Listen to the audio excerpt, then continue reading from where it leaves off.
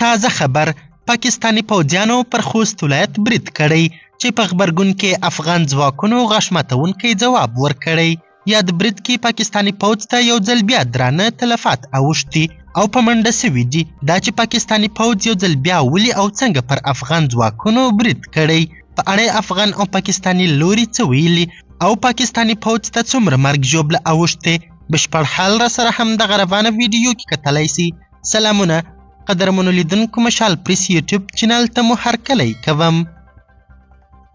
د پاکستان د تېرې شپې بریدونو ته پر وخت ځواب ورکړل سوی. د خوست ولایت مقام ویلي تېره شپه ناوخته پاکستاني ځواکونو د خوست علي شیر ولسوالۍ کې د ډیورنډ فرضي کرښې ته څیرمه په څو کلو توغندۍ توغولي دي. د خوست ولایت مقام ویاند مستغفر ګربز هوریت راډیو ته وویل دغه توغندیز بریدونه د یادې ولسوالۍ په دریو ایروکام، کاګه او ګړاب کلیو باندې سوي دي. نوموړي ویلي د پاکستان دغو بریدونو ته افغان پولیساتو ځواکونو پر وخت ځواب ورکړی دی.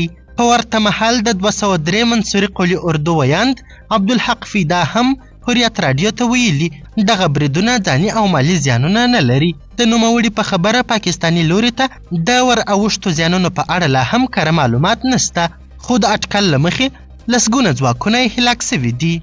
دغه بریدونه وروسته له هغې کیږي چې څه موده وړاندې هم د پاکستان هوایي ځواکونو د پکتیکا برمل ولسوالۍ کې پر ملکي وګړو بریدونه وکړل چې دې بریدونو کې لسګونه ملکیانو ته مرګ ژوبله اوښتې وه.